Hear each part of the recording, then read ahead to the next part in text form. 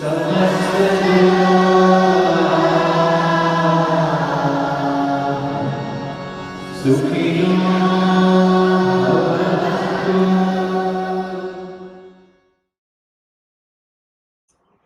here today with Anand from Sattva Yoga and in your hometown of Rishikesh. Most beautiful place. It really is.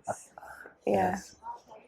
And we're talking about mantras for peace today, and one of the things that always touches me about Rishikesh as one of the features of its most beautiful placeness is that the sound of mantras is alive to my ear here. Have you felt that? Yes, I think it's the nad of this place, since, as far as I can remember, that some of my earliest memories are listening to the bells ring in the morning and the mantras starting, It's a nice thing to wake up to. And then as the sun would set, always these mantras would start coming. It always is a great reminder to center yourself. With all the noises that fill our atmosphere, the sound of mantra is a reminder it immediately has a different tone, different quality to it, a different texture. What it does to the nervous system, what it does to your heart, it's very distinct. So it's been a great blessing to be able to be a perceiver to that on a sensory level. Yeah, from a young age. Before the conscious mind began to develop. Yes.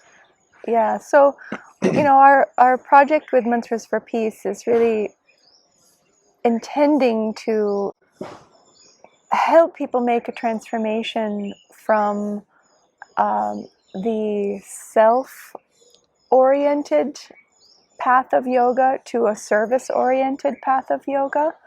So I'd like to know what your point of view is on that. Yeah, I would make the distinction: ego-centered path of yoga, which is not yoga at all. Then. Yeah, let me say small capital. Yes, an egocentric. Using ego can use anything to create just a more fashionable mask. Yeah. So when we are talking about in yoga, in the sense of yoga, self includes everybody. Yes, the self. There is no other and that level of yoga.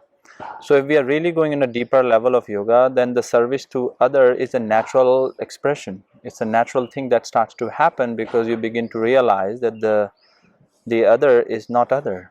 Yeah, the illusion of boundaries of your sense of self only contained within this bag of skin drops. As long as your yoga is only concerned with this hallucination of a self based in isolation, that is not yoga. So if you are really going into the path of yoga, it is bound to happen that you start to come out of this hallucination of isolated self. And then all Thank love, goodness. yes, and then all love is directed towards self only, and our practice starts to become a dedication to all humanity, all sentient beings, to the plants, to the trees, to the birds, to all beings. Yeah. So what you're saying is that basically it's as soon as when we start to connect with yoga, when we start to connect with the breath, when we start to unify with ourselves and what's around us, that service orientation is a natural outflow. Natural. Yeah. So if we are finding ourselves that we have been practicing and we don't find ourselves naturally generous, we don't find ourselves naturally serviceful, we don't find our heart naturally filled with kindness and compassion, then we have some correction to make in our path. Yeah. Right? The natural progression of the path will lead you in this direction. It's a very essential requirement for the experience of yoga. Absolutely. And there's many tools that can assist us with that correction. Absolutely. And do you personally have some mantra which is really dear to your heart, or especially a subtle tool such as mantra or sound? Yeah, I mean, we work with lot with mantras, and I don't have a favorite. I'm not a fan of favorites. All mantras are effective at a different level. They have a specific intention, specific charge to them. Yeah. And I think in our tradition, mantras are phenomenally effective. They are first of all, Sanskrit is an onomatopoeic language. It is in my understanding, in our research, the unity consciousness is embedded in Sanskrit. It's not a language which was really used for just having empty conversations. There is no other language in the world with such extensive literature about consciousness coming from ancient times. There is no other language with such extensive, comprehensive literature. There is only Sanskrit which has that, which predates all other languages. And so from our understanding, as we study the Vedas and the Upanishads and the Mahavakyas and the Agamas and the Chandas, we find Brahma Sutras, we find when you just going in that, in the Sanskrit, even when you're reading the sutras, you start to have the experience of the sutra. So for us, the Sanskrit language itself has unified consciousness embedded in it, meaning that from where it is arising, that language from where it came up to, it arose from a state of consciousness which was already experiencing unified consciousness. So we have these mantras which are so profound and comprehensive. I mean, there are of course mantras in other languages, but in no language do we find such width and depth, coming from the bija sounds to Mahavakyas to, of course, longer intention based mantras. They're all profoundly effective. And I really admire this project that you have, the Mantras for Peace, because this subtle activism, as you were mentioning before, if we are really interested in change, we have to let go of the idea of only fighting on the grosser level. The subtler the dimension of reality, the more powerful it is. So even when we are talking about weapons of mass destruction, what we call a nuclear weapon is a subtle weapon. It is it's not a huge bomb. It's very small compared to what it can do. It's because the technology has reached to the subtler level. Now when we are in the yogic technology is even subtler than that. We are working with the unified field. So as you go into a deep states of meditation, and from that place of silence, when you have a profound intention and you use the mantra, you are reverberating that unified field. More powerful than an atomic bomb. Absolutely. It is subtler than all grosser levels. You see, we are working, this technology is about working with the fundamental level of reality, which is pure consciousness, which is what they can be, the Hadron Collider at CERN Institute in Switzerland, that's what it is looking for. What they call in the boson, Higgs boson, it is they can't really find the particle. What they're speaking of, that there is a field from which these particles come in and out of existence spontaneously. Now what is that field? And that's the field of Chitta. Yes, which yogis have pointed, and our mantras are coming from that. So when we go into deep states, so mantra is a vehicle which takes us to that level of consciousness, and then from there, when we can go in that level, and then we come out with a specific intentional mantra. We use mantras to go there, and then from that level we come with the intentional mantra, whether it is mantra of Avilokiteshvara, Om Mani Padme Hum, or one of the great Shanti mantras coming from Upanishad, Lokas Samasta Sukhino Bhavantu. We have so many profound mantras, and when we are really intentionally radiating that into the field, it starts to catch. I mean, this is it can be proven. Our minds are morphogenic fields. We catch each other's frequency, especially when we are members of the same species. We learn that information much quicker. It goes, the information travels intra-species too, but in interspecies it's quicker.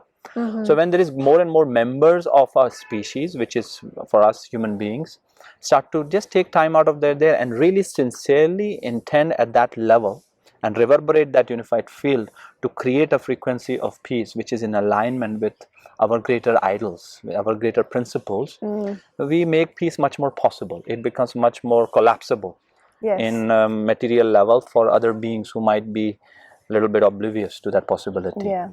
So you're saying that when we focus the power of our intention through the mantra, it makes that peace vibration more accessible to other people who are unconscious of that possibility. Yes, it becomes more and more available. Attention collapses probability into matter. So that attention and intention is one of the most powerful applications of our awareness. That's why we're promoting these mantras. So I want to ask you, you said that Sanskrit is an onomatopoeic language, which means that the sound is the meaning, right? So just for some of us who might not have a big vocabulary like you, can you speak a little bit more about that, and maybe particularly regarding the peace mantras that you know and have when worked we with? even just saying the word Shanti, the word in Sanskrit for peace is Shanti. Shh. Now what is shh? Universally, when you send a child who has not yet learned a language, who doesn't speak English, French, German, Hindi, doesn't speak any language, even when to a child you say shh, he understands. This means silence. If you say it even to the animals, you say shh, and you just try it to any mammal. You go and you try that, not to the bird, because if they are much more sensitive to your vibration, but mammals will respond much more to that. So Shanti, and you feel it where? In your heart, the end. Shanti. So you feel it in your heart. So it's an experience on the energetic level, and then the meaning is dynamic of these mantras. The meaning is not static. So when we have a intellectual meaning, which can be static, but the experiential meaning is dynamic. So when you do the mantra, you will find that your experience of the mantra will change. So that is the meaning. What we call a static meaning is on the level of the intellect. Intellectual meaning is static, but the experiential meaning of the mantra is dynamic. So it can go deeper and deeper and deeper. As you refine your perception of the mantra, it gets finer and finer, finer and finer, and then the mantra becomes almost unanimous with silence. All mantras will begin to take you to that unified field. The mantra will maintain its very fine quality, but the experience will really start to match that expansive state of silence. Wow. You're preaching to the choir here, but I'm glad you're speaking for our audience who will be taking part in this wisdom gathering. I wonder if you could speak a little also about the power of chanting in, or mantric. I like to use the term mantric consciousness. The power of mantric consciousness in collaboration with others. So what happens when we chant with others, whether it's physically in our same proximity, or like if we know that there are 1,000 people chanting Loka Samasta Sukhino Bhavantu every day? I see human beings, when we come together with a shared intention, there is an incredible power in that.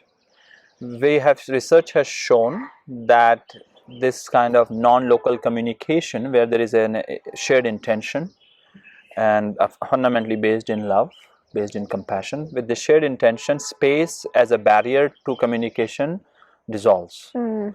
It is when we have unintentional living, then space maintains its quality of being a barrier to communication. So we find that when a shared intention and a deeper connection to love, that emotion of supreme kindness, compassion, human beings, when they come together, there is an incredible power in that. There is immense power in human beings coming together with a shared intention, whether in the same dimension of space-time or stretched out in space, which only on a 5 sensory level looks so.